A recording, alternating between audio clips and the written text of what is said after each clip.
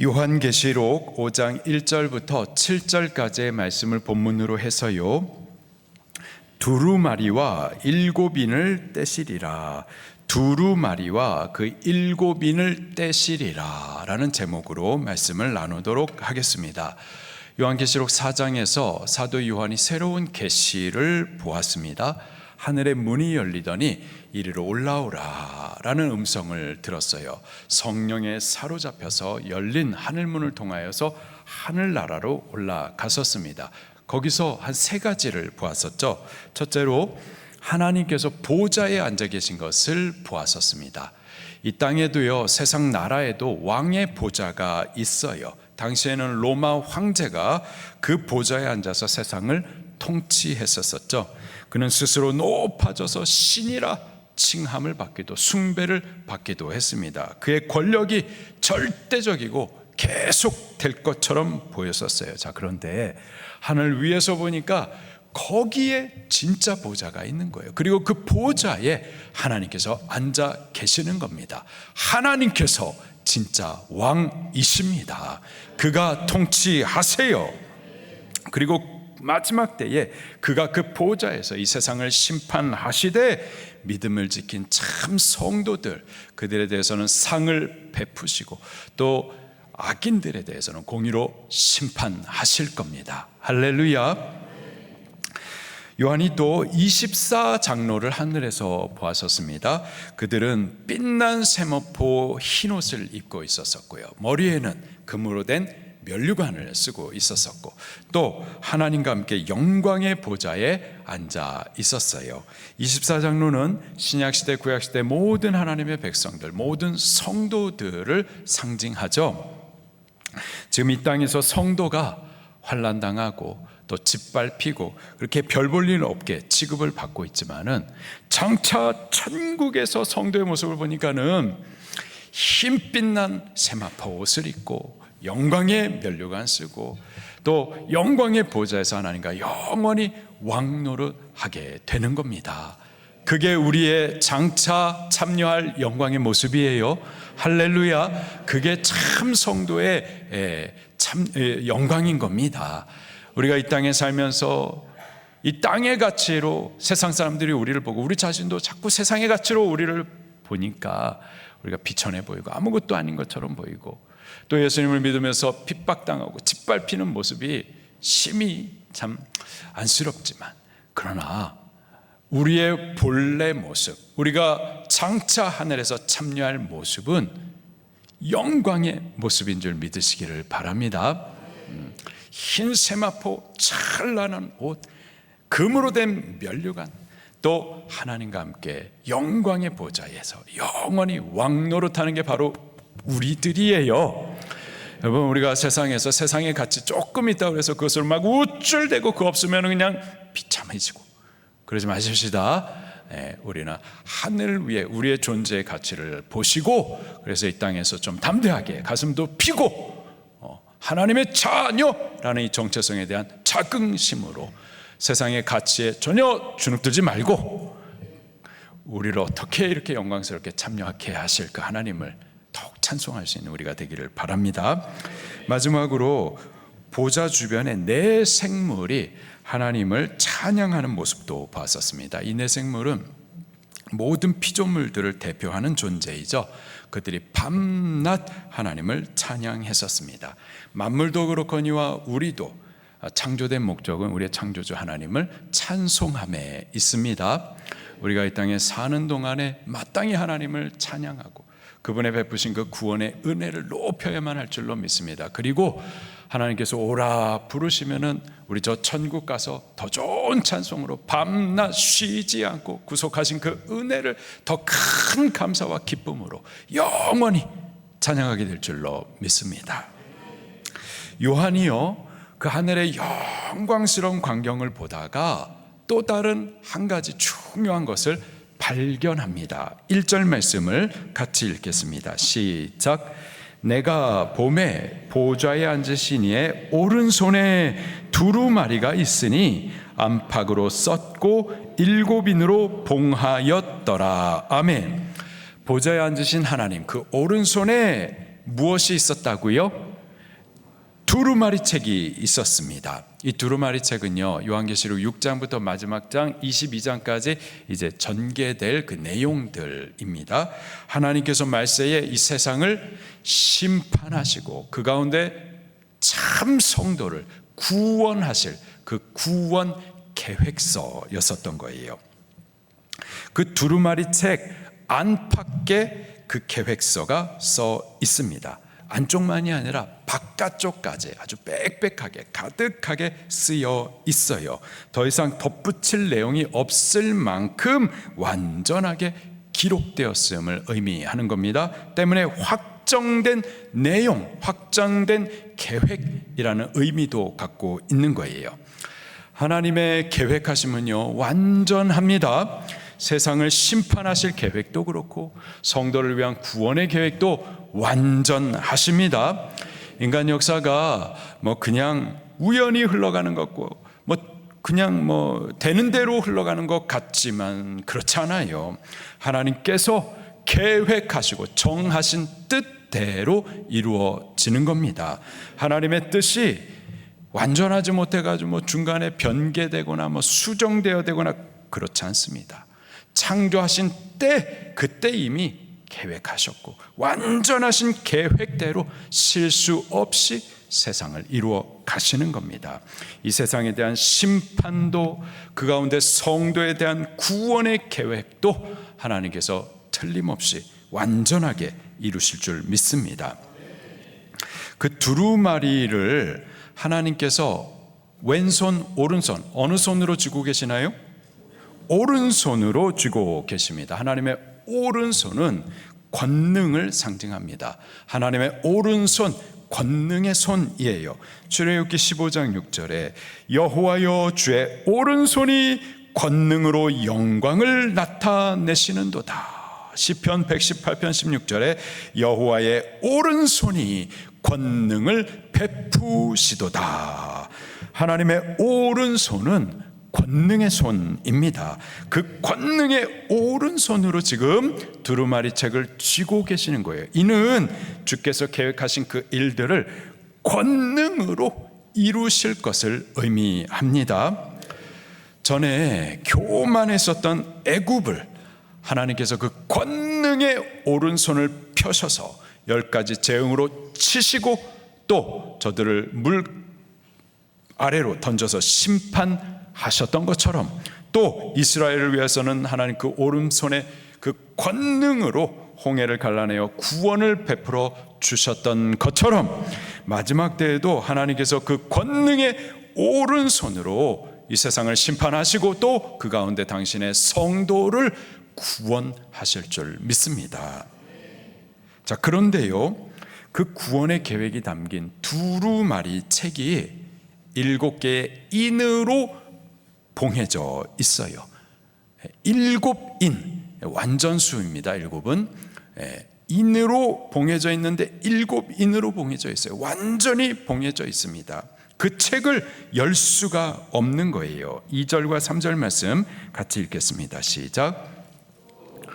힘있는 천사가 큰 음성으로 외치기를 누가 그 두루마리 책을 펴서 그 인을 떼기에 합당하냐 하나 하늘 위에나 땅 위에나 땅 아래 능히 그 두루마리를 펴거나 보거나 할 자가 없더라. 이 두루마리 책은 덮여져 있고요, 7인으로 굳게 봉해져 있습니다. 아무도 그 인을 뗄 수 있는 사람이 없었어요. 아무도 그 안에 기록된 일들을 펴서 보게 해주거나 또 그 계획하신 일들을 실행할 자가 없었던 겁니다. 성도에 대한 구원의 계획 이루어질 수도 없고 또 악에 대한 하나님의 공의의 심판도 시행될 수가 없고 하나님 나라에 대한 완성도 오지 않게 되는 거죠. 요한이 처음 이 두루마리 책 그리고 그 안에 담긴 하나님의 구원의 계획을 볼 때에는 크게 기뻐했어요. 크게 기대했었습니다. 그런데 그 책이 임봉된 사실과 또 아무도 그것을 펴서 실행할 자가 없다라는 이 사실을 발견한 이후에는요, 저가 크게 기대했던 것처럼 크게 실망을 하고 또 낙심하고 또 통곡을 합니다. 4절 말씀을 읽겠습니다. 시작. 그 두루마리를 펴거나 보거나 하기에 합당한 자가 보이지 아니하기로 내가 크게 울었더니, 크게 울었어요. 통곡했었습니다.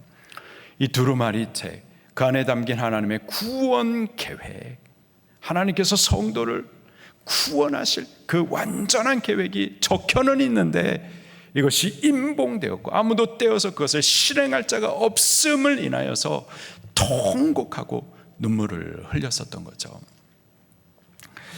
여러분, 우리 교회학교 아키즈 자녀들, 그 아이들이 기도하는 모습을 보면 놀랍습니다. 한번 볼 수 있는 기회들이 있게 되기를 바라는데, 이 아이들이 기도를 할 때 초등학생이에요. 어린 아이들입니다. 근데 그 아이들이 기도할 때요, 통곡하면서 기도해요.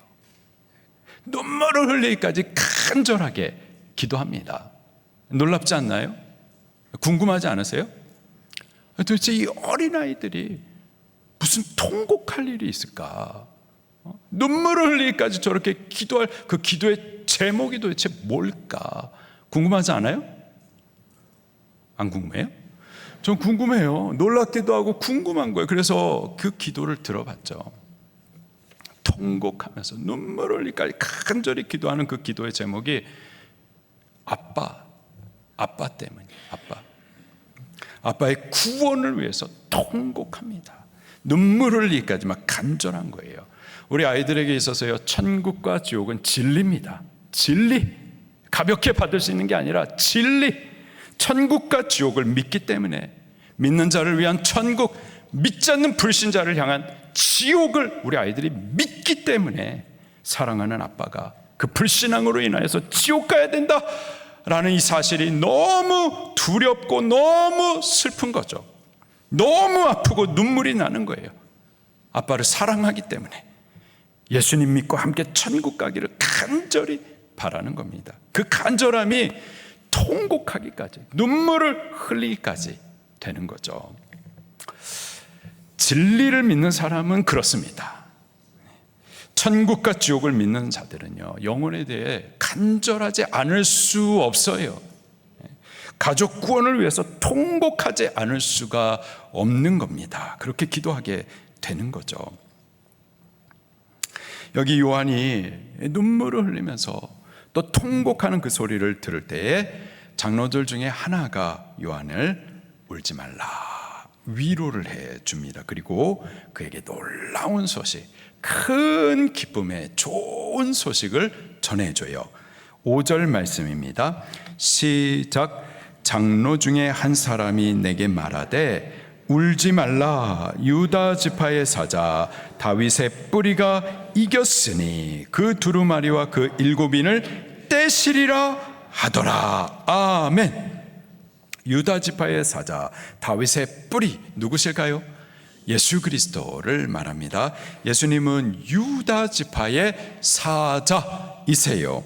창세기 49장에 야곱이 죽기 전에 이스라엘의 12지파들의 조상이 될 이 이스라엘 12아들들, 그들을 불러 모아서 한 명 한 명을 향하여서 예언을 해 주십니다. 그때 유다를 향하여서는 사자라고 말을 해요. 사자, 동물의 왕이죠. 사자, 왕을 상징하는 겁니다. 왕권이 유다 지파를 통하여서 나오실 것에 대한 예언이었었던 거예요. 그 예언대로 유다 지파를 통해서 왕으로 오신 분, 그분이 바로 예수님이십니다. 또 예수님은 다윗의 뿌리이세요. 다윗의 후손으로 오셨지만 다윗보다 먼저 계신 분, 다윗의 근원이 되시는 분이 바로 예수님이십니다. 사람의 몸을 입고 오셨지만 그러나 그분은 하나님, 곧 태초부터 계신 하나님이세요. 태초부터 계신 하나님이 사람의 몸을 입고 오신 메시아, 그분이 바로 예수님이십니다. 그 장로 중 하나가 말하기를 유다 지파의 사자 다윗의 뿌리가 이겼으니, 어떻게 했으니? 이겼으니. 예수님 그분은 이기신 분, 승리자이십니다. 그분은 죄를 이겼어요. 우리는 죄를 이길 수가 없어요. 죄 늘 무력합니다. 범죄합니다. 죄 종노릇해요. 그런데 예수님, 그분은 우리를 대신해서 죄를 이기신 분이세요. 사망을 이기셨습니다. 모든 사람이 사망의 권세 아래에 있어요. 나폴레옹도 사망을 이기지 못했어요. 진시 황제도 죽지 않으려고 했지만은 그도 사망을 이기지 못했습니다. 김일성도 처녀의 피를 수혈받았지만 그도 죽었어요. 아무도 죽음을 이기지 못했는데 예수님, 그분이 사망을 이기셨습니다. 죄의 권세를, 사탄의 권세를 이기셨어요. 십자가를 통하여서 승리하셨습니다. 부활로 영원한 승리를 이루셨어요. 유다 지파의 사자 다윗의 뿌리 곧 예수님, 그분이 우리를 대표하여서 이기셨습니다. 전에 요한이 이 임봉된 두루마리 책, 그것을 누가 뗄 수 있을까 찾을 때 아무도 없었습니다. 이 두루마리를 펼 자가 없었어요. 그 인을 떼기에 합당한 자가 없었습니다. 아무도 하나님의 구원의 계획을 실행할 자가 없었어요. 그래서 크게 울고 통곡했었습니다. 자, 그런데 장로 중 한 사람이 와서 울지 말라, 저를 위로하시더니 큰 기쁨의 소식, 복음의 소식을 저에게 말해주는데, 예수님 계시다. 그분이 인을 떼실 것이다. 그분이 우리를 위한, 성도를 위한 하나님의 구원의 계획을 실행하실 것이다. 선포해 주시는 거예요. 예수님이 유다 지파의 사자 다윗의 뿌리이십니다. 그가 약속대로 오신 왕 메시아이십니다. 그분은 이미 십자가와 부활로 세상을 이기셨고 하늘과 땅의 모든 권세를 받으셨어요. 그분이 이 두루마리의 인을 떼시고 성도를 향한 하나님의 구원의 계획을 이루실 거예요. 그가 승리하신 왕으로서 장차 세상을 심판하시되 악을 심판하시고 그 가운데 성도된 우리를 구원하실 줄로 믿습니다. 그 예수님이 통곡하며 기도하는 우리 자녀들, 그 눈물을 씻어주시고 그들의 간절함에 응답하사 아빠 구원해 주실 줄로 믿습니다. 그 예수님이 새벽을 깨워서 부르짖는 성도들의 그 간절함을 보시고 그들의 기도를 들으사 주의 교회를 일으키시고 대한민국도 일으키시고 저 북녘의 백성들 자유와 해방 구원을 주시고 열방의 구원도 이루어 주실 줄로 믿습니다. 예수님, 그분이 계십니다. 우리는 그분을 보셔야만 하는 거예요. 우리의 귀를 열어서 예수님을 자꾸 들으셔야만 합니다. 요한은 처음에 그 예수님을 보지 못할 때 절망이었었습니다. 통곡했었어요. 슬퍼하고 낙심했었습니다. 우리도 그렇죠. 우리가 예수님 보지 못하면, 예수님을 보지 못하고 이 나라 대한민국을 보면 절망이에요. 낙심이 되고 분노도 일어나요. 아무런 기대와 소망이 보이지 않습니다. 그러나 우리도 귀를 열어서 예수님을 들으셔야만 합니다. 유다 지파의 사자 다윗의 뿌리이신 예수님, 그가 우리를 대표해서 이기셨어요. 그분이 인을 떼시고 하나님의 계획하신 일들을 이루실 겁니다.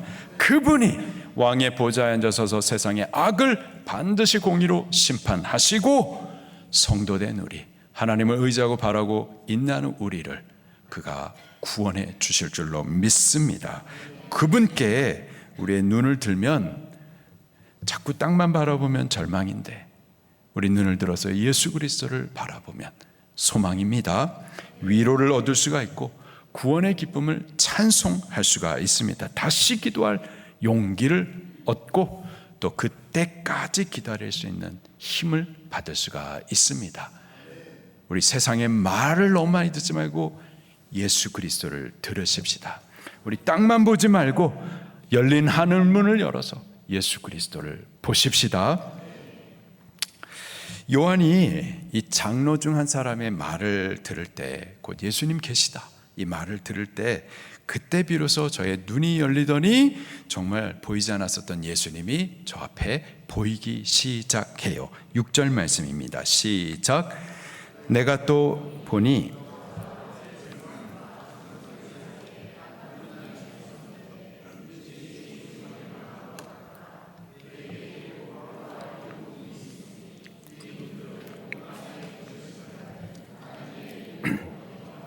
아멘. 예수님을 들으니까 예수님이 보이기 시작을 했었던 거예요. 요한이 보았었던 예수님은 어린 양이었습니다. 그런데 일찍이 죽임을 당한 것 같았다 표현하고 있어요. 죽으셨던 흔적이 그에게 있었었던 거죠. 부활하신 예수님을 제자들이 처음 볼 때에 못 알아봤었습니다. 왜냐하면 영광의 모습으로 부활하셨기 때문이죠. 예수님은 영광의 모습으로 부활하셨어요. 그런데 죽음의 흔적을 그 몸에 지니고 계셨습니다.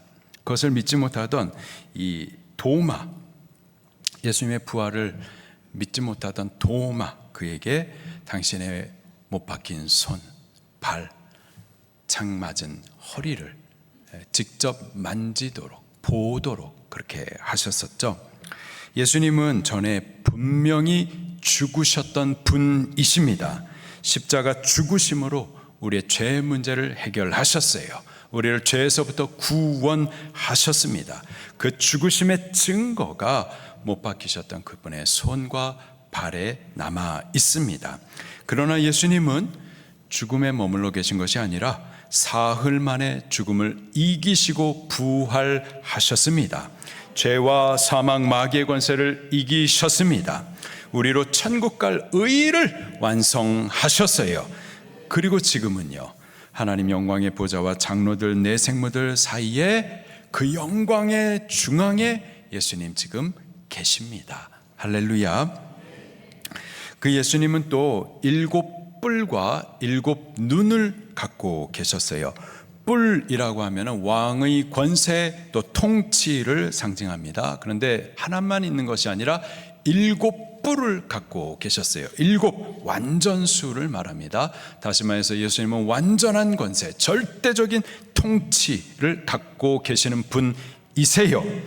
예수님은 십자가에서 죽으셨으나 부활하실 때에 하늘과 땅의 모든 권세를 받으셨습니다. 그 권세는 완전하고 또 절대적이에요. 그 권세와 능력으로 지금도 당신의 교회에 함께 계시고 당신의 성도들을 보호하시고 지키시고 도우시는 줄 믿으시기를 바랍니다.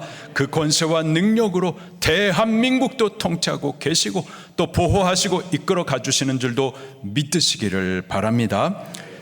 또 예수님은 7 눈을 갖고 계세요. 눈이라고 하면은 보는 거죠. 감찰하심 또 돌보심을 의미해요. 근데 눈 하나가 아니라 7 눈을 가지고 계세요. 이는 그분이 모든 것을 보고 계시고 모든 것을 알고 계시는 전지함을 의미합니다.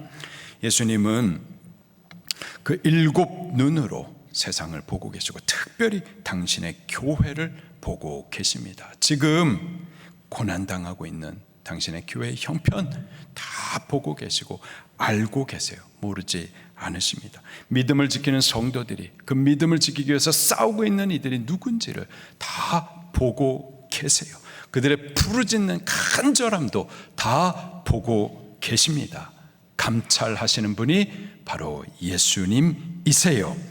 그 예수님이 지금 보좌에 앉으신 하나님 그 오른손에서부터 성도를 위한 구원의 계획 그 두루마리 책을 취하십니다. 7절 말씀을 읽겠습니다. 시작.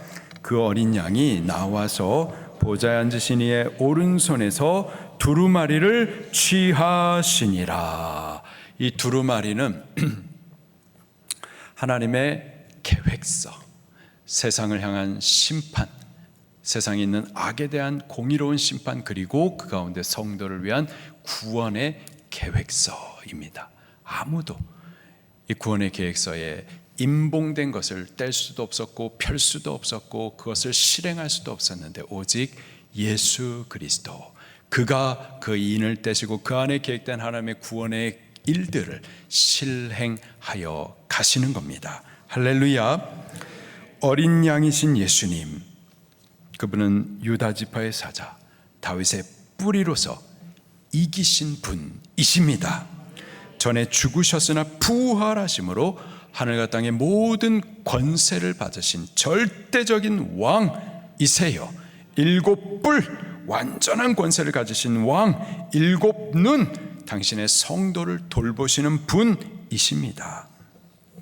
그가 하나님께로부터 이 두루마리 책을 받아서 그 인을 떼시고 그 안에 있는 하나님께서 계획하신 일들을 이제 이루어 가실 겁니다.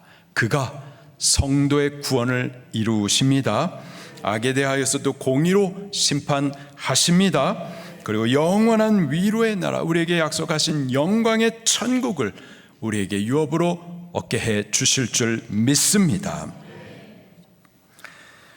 우리가 아직은 몸을 입고 이 땅에 있어가지고 땅의 일들을 보고 또 땅의 일들을 듣습니다. 땅의 일들을 보고 듣는 동안에 낙심되는 일들, 절망의 일들, 슬픔의 일들이 매일 경험하게 되죠. 침륜에 빠져들게 됩니다. 사실 요한도 그랬어요. 요한도 그 신앙으로 인하여서 지금 반모섬으로 유배된 상태이고 또 남겨둔 주의 교회들도 핍박당하고 또 순교당하고 있습니다. 로마의 권력은 절대적으로 보이고 신앙에 대한 박해도 계속 될 것처럼 보였어요. 땅의 일들만 보면은 낙심이 되고 힘들어요. 소망이 보이지가 않는 거죠. 자, 그런데 그 요한을 열린 하늘문을 통해서 사로잡아 데리고 와서는 저 천국의 영광을 보고 또 장차 성도들이 참여할 그 영광을 저에게 보여주었을 때 요한이 더 이상 침륜에 빠져들었을까요? 그렇지 않아요. 그 영광을 보았을 때, 참여할 영광을 눈으로 보았었을 때에는 다시 기도할 용기와 힘을 얻게 되는 겁니다. 아직까지 이 땅에 변화된 것이 없어요. 여전히 환란이 있고 여전히 나 반모섬에 유배되어 있고 교회는 핍박을 당하고 있지만 변한 것은 없지만, 그러나 이 상황 가운데에서 싸울 수 있고 믿음을 지킬 수 있는 힘을 다시 얻을 수가 있었던 겁니다. 오늘 우리들도요, 땅에 살아요. 땅의 일들을 보게 되고 듣게 됩니다. 그러나 우리에게 지금 요한을 불러 일으켜가지고 그 모든 보았던 것들을 여기에 기록하셔서 이 기록된 것들을 지금 우리들에게도 보여주고 계시는데, 우리도 이 성경을 통해서 하나님 나라의 영광, 또 우리가 앞으로 참여할 그 영광을 자꾸 듣고 보십시다. 세상을 보면 낙심, 절망, 슬픔, 애고, 그러나 그건 영원한 것도 진리도 아니에요. 우리에게 진리로 영원한 약속을 주신 이 성경을 통하여서 우리 하나님 나라 영광 보십시다. 우리에게 약속된 우리가 참여할 영광을 눈으로 또 귀로 듣고 보십시다. 그리고 우리 다시 용기 내어서 기도하십시다. 그리고 인내하십시다. 그리고 영광을 바라보면서 소망을 붙들면서 여전히 똑같은 환경, 또 똑같은 환난, 고난이 있지만 계속해서 싸워 이겨가실 수 있기를 예수님의 이름으로 축원합니다. 말씀 붙들고 통성으로 기도하시겠습니다.